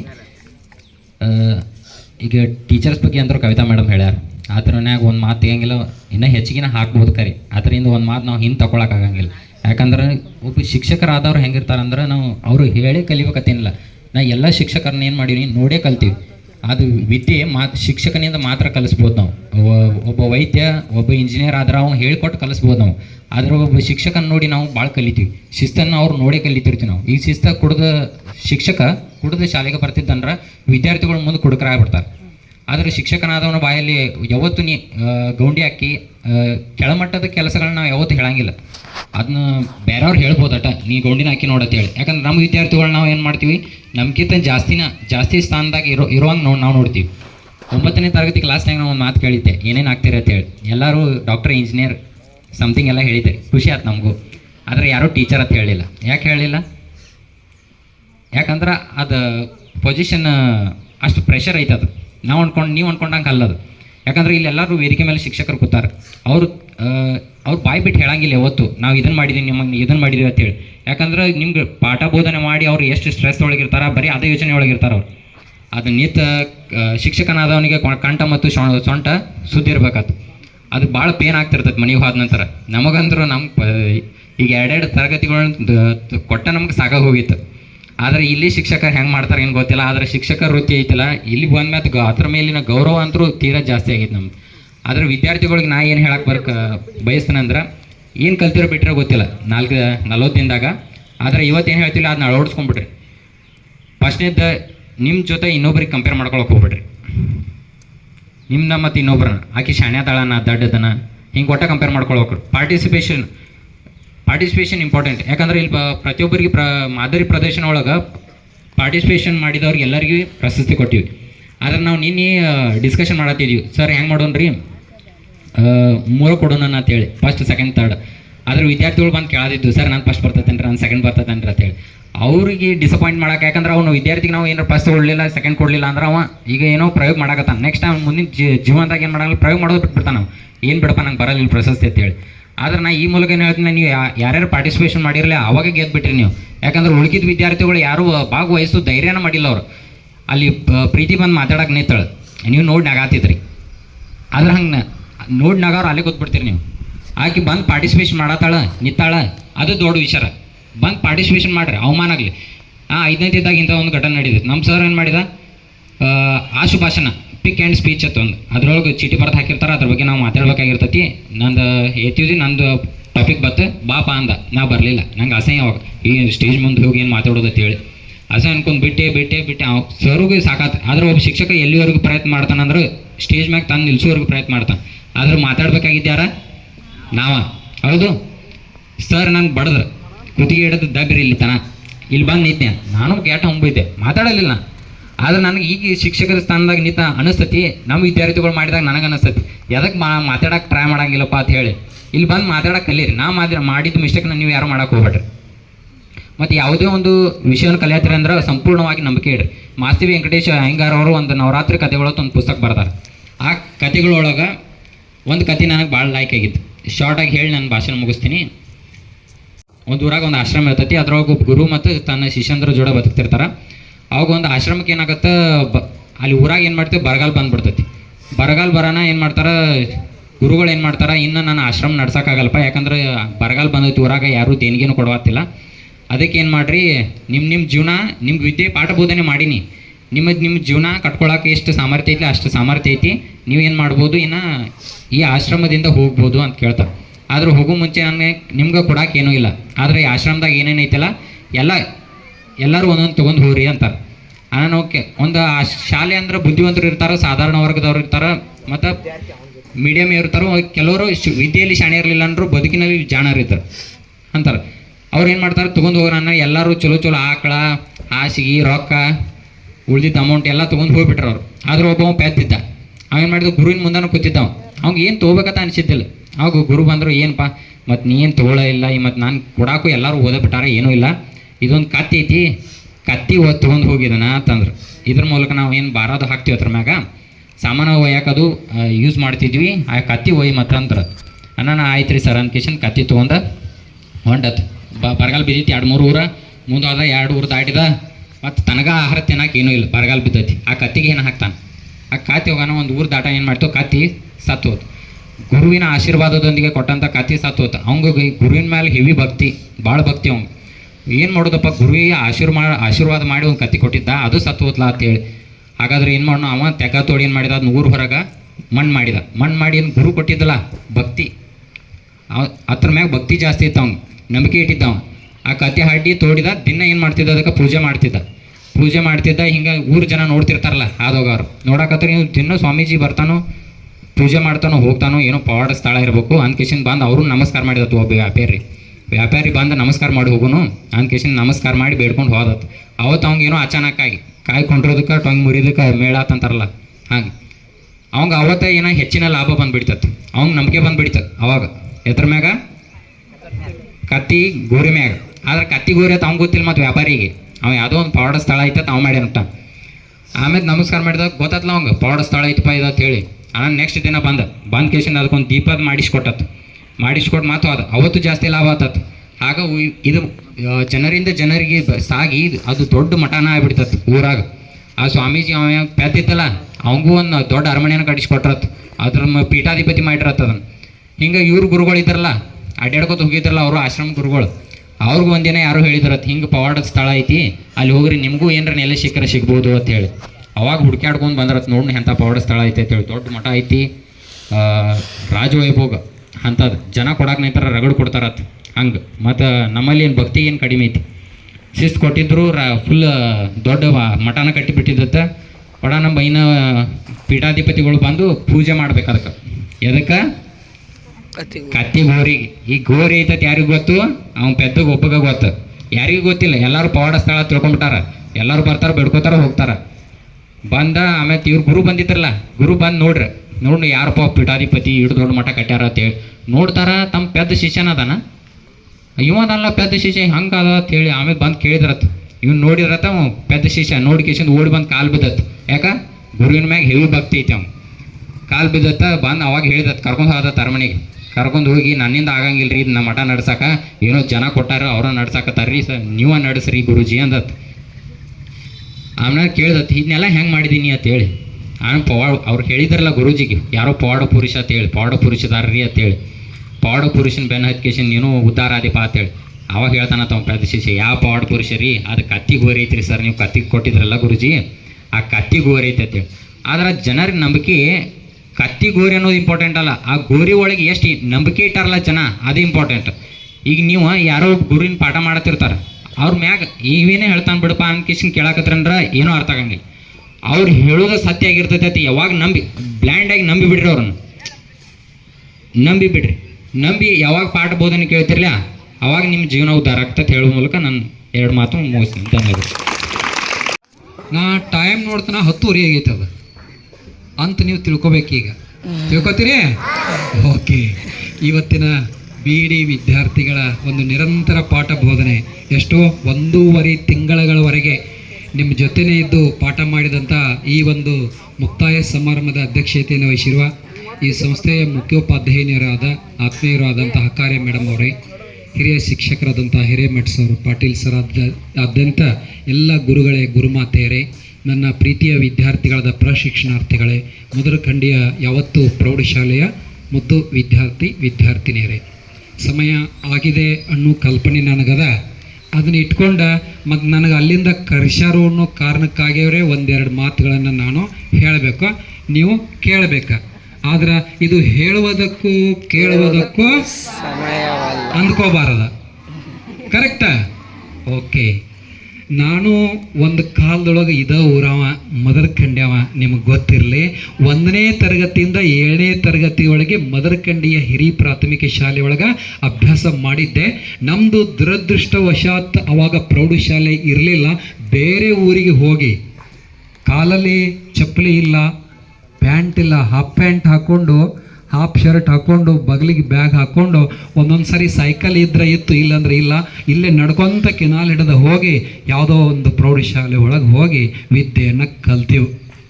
ಮುಂದೊಂದು ದಿನ ಈ ಊರೊಳಗೆ ನಮ್ಮ ಹಿರಿಯರೆಲ್ಲ ಸೇರಿ ಪ್ರೌಢಶಾಲೆಯನ್ನು ಮಾಡಿದ್ರು. ಆ ಪ್ರೌಢಶಾಲೆ 2001ರಲ್ಲಿ ಪ್ರಥಮ ಮುಖ್ಯೋಪಾಧ್ಯಾಯನಾಗಿ ವಾಪಸ್ ನಾನೇ ಬಂದೆ. ಇಲ್ಲಿ ಬಂದ ಈ ಪ್ರೌಢಶಾಲೆ ಪ್ರಾರಂಭ ಮಾಡಬೇಕಾದ್ರೆ ಅಲ್ಲಿ ಕೆರೆ ಹತ್ರ ಒಂದು ಗೋಡೌನ್ ಅದ. ಆ ಗೋಡೌನ್ನೊಳಗೆ ಒಂದಿಷ್ಟು ಜಾಗ ಕೊಟ್ಟಿದ್ರು. 21 ವಿದ್ಯಾರ್ಥಿಗಳಿದ್ರು. ನೆಲಕ್ಕೆ ಕುತ್ಕೊಂಡ ಪಾಠ ಶುರುವಾತು. ಹೈಸ್ಕೂಲ್ ಪ್ರಾರಂಭ ಆಯಿತು. ಆದ್ರೆ ನಮಗೆ ಮಕ್ಕಳನ್ನು ಪ್ರೌಢಶಾಲೆ ನೆಲಕ್ಕೆ ಕುಂಡ್ರಿಸಿ ಪಾಠ ಮಾಡೋದು ಅಷ್ಟು ಸರಿಯಾಗಂಗಿಲ್ಲ ಅಂಥೇಳಿ ನಮ್ಮ ತಾಯಿ ತಂದೆ ಇಬ್ಬರು ಟೀಚರ್ ಇದ್ದರು. ನಮ್ಮ ತಾಯಿಗೆ ಹೇಳಿದೆ, ಹುಡುಗರೆಲ್ಲ ನೆಲಕ್ಕೆ ಕುಂಡ್ರಾಕತ್ತೇವು ಅಂತಂದೆ. 10 ಡೆಸ್ಕ್ ಮಾಡ್ಸಕ್ಕೆ ಎಷ್ಟು ಖರ್ಚು ಬರ್ತೈತಿ ಕೇಳಂತಂದ್ರು. 10 ಡೆಸ್ಕ್, ಕಟ್ಟಿಗೆ ಡೆಸ್ಕ್, ಬಹುಶಃ ಇವತ್ತು ಇಲ್ಲಿ ಹೈಸ್ಕೂಲ್ನೊಳಗೆ ಅದಾವಲ್ರಿ ಸರ್, ಅವು 10 ಡೆಸ್ಕ್ ನಮ್ಮ ತಾಯಿಯವರು ಕೊಟ್ಟರು. ಅವತ್ತನ್ನು ತಂದು ಹಾಕಿ ಹುಡುಗರನ್ನ ಡೆಸ್ಕ್ ಮೇಲೆ ಕುಂಡ್ರಿಸಿ ನಾನು ಪಾಠ ಮಾಡಾಕತ್ತಿದ್ನಲ್ಲ, ಅದು ಇವತ್ತು ನನ್ನ ಕಣ್ಣು ಮುಂದೆ ಬಂದು ನಿಲ್ಲಿಕತ್ತದ. ನನಗೆ ಎಷ್ಟು ಖುಷಿ ಆತ ಅವತ್ತಿಂದ ಎಟ್ರಿ 24-25 ವರ್ಷದಿಂದ ಇವತ್ತು ಪ್ರೌಢಶಾಲೆ ಸ್ವಂತ ಜಮೀನನ್ನು ಊರು ಹಿರಿಯರೆಲ್ಲ ಕೊಂಡ್ಕೊಂಡ್ರು. ಸರ್ಕಾರ ಬಿಲ್ಡಿಂಗ್ ಕಟ್ಟಿಸ್ತು. ಇಂತಹ ಪ್ರತಿಭಾನ್ವಿತ ಶಿಕ್ಷಕರನ್ನು ಕೊಡ್ತು. ಇವರೆಲ್ಲ ನಿಮಗೆ ಇವತ್ತಿನ ದಿವಸ ನಿಮ್ಮ ಜೀವನದಲ್ಲಿ ಮರೆಯಲಾರದಂಥ ಗುರುಗಳನ್ನು ನೀವು ಪಡೆದಿದ್ದೀರಿ. ಅದಕ್ಕಾಗಿ ನೀವೆಲ್ಲರೂ ಸುದೈವಿಗಳು, ನೀವೆಲ್ಲರೂ ನಿಜವಾಗಲೂ ಸುದೈವಿಗಳು. ಇಲ್ಲಿರ್ತಕ್ಕಂಥ ಒಬ್ಬೊಬ್ಬರು ಶಿಕ್ಷಕರು ಸಂಪನ್ಮೂಲ ಗುರುಗಳಾಗ್ಯಾರ, ರಿಸೋರ್ಸ್ ಪರ್ಸನ್ ಆಗ್ಯಾರ. ಬೇರೆ ಬೇರೆ ಶಾಲೆಗಳಲ್ಲಿ ಹೋಗಿ ಪಾಠ ಕೊಟ್ಟು ಬರ್ತಾರೆ ಅವ್ರು, ನಿಮ್ಗೆ ಗೊತ್ತಿರಲಿ. ಅಂಥ ಶಿಕ್ಷಕರನ್ನು ಪಡೆದ ಈ ಮಧುರಖಂಡಿ ಶಾಲೆ ನಿಜವಾಗಲೂ ಅವಿಸ್ಮರಣೀಯ.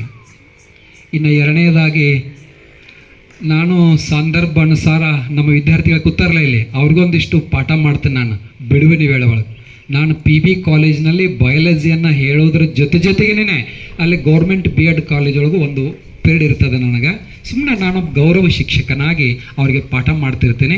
ಅದರ ಸಂದರ್ಭಾನುಸಾರ ನನಗೆ B.Ed ಕಾಲೇಜಿನಿಂದ ನಿನ್ನೆ ಒಬ್ಬರು ಉಪನ್ಯಾಸಕರು ಹೇಳಿದರು, ಸರ್ ನಾಳೆ ಮುಕ್ತಾಯ ಸಮಾರಂಭದ, ದಯವಿಟ್ಟು ನೀವೇ ಹೋಗಿ ಆ ಕಾರ್ಯಕ್ರಮ ಮಾಡಿರಿ ಅಂತಂದರು. ನನಗೆ ಮತ್ತು ನಿಮ್ಗೆ ಹೋದ ವರ್ಷ ಭೇಟಿಯಾಗಿದ್ದೆ, ನಾನು ಸಮುದಾಯದತ್ತ ಶಾಲಾ ಕಾರ್ಯಕ್ರಮದೊಳಗೆ ಭೇಟಿಯಾಗಿದ್ನಲ್ಲ. ವಾಪಸ್ ಮತ್ತೆ ನಮ್ಮ ಮಕ್ಕಳ ಜೊತೆ ಮಾತಾಡ್ಲಿಕ್ಕೆ ಒಂದು ಅವಕಾಶ ಸಿಕ್ಕತಿ ಅಂತ ತಿಳ್ಕೊಂಡು ಓಡೋಡ್ಕೊಂಡು ನನಗಲ್ಲಿ 2 ಕ್ಲಾಸ್ ಇದ್ದು ಮುಗಿಸ್ಕೊಂಡು ಆದಷ್ಟು ಬೇಗ ಇಲ್ಲಿ ಬಂದೆ. ಆದರೆ ಬರೋದ್ರೊಳಗೆ ನನ್ನ ಪಾಳೆ ಬರೋದ್ರೊಳಗೆ ನಿಮ್ಮ ಸಾಲಿ ಬಿಟ್ಟಿತ್ತು. ನಂದು ಮಾತಾಡೋ ಪಾಳಿ ಬಂತಲ್ರಿ, ಅಷ್ಟರೊಳಗೆ ನಿಮ್ಮದು ಸ್ಕೂಲ್ ಏನೋ ಶನಿವಾರದ ಟೈಮ್ ಏನಾಗಿತ್ತು ಬಿಟ್ಟಿತ್ತು. ಆದರೂ ಕೂಡ ನೀವು ಇಷ್ಟೆಲ್ಲ ವಿದ್ಯಾರ್ಥಿಗಳು ಇಷ್ಟು ಆಸಕ್ತಿಯಿಂದ ಕುಂತೀರಿ ಅಂತಂದ್ರೆ ಅದಕ್ಕೆ ಕಾರಣವೇನು? ಅದಕ್ಕೆ ಏನು ಕಾರಣ ಇರಬೇಕು? ಒಬ್ಬ ಒಳ್ಳೆಯ ಮಾತುಗಾರ ಆಗ್ತಾನಂತ. ಸ್ವಾಮಿ ವಿವೇಕಾನಂದರು ಹೇಳ್ತಾರೆ ಒಂದು ಕಡೆಗೆ, the education is A manifestation of perfection already found in man. ನಿಮ್ಮಲ್ಲಿ ಒಂದು ಅಂತರ್ಗತವಾದಂಥ ಒಂದು ಶಕ್ತಿ ಅದ.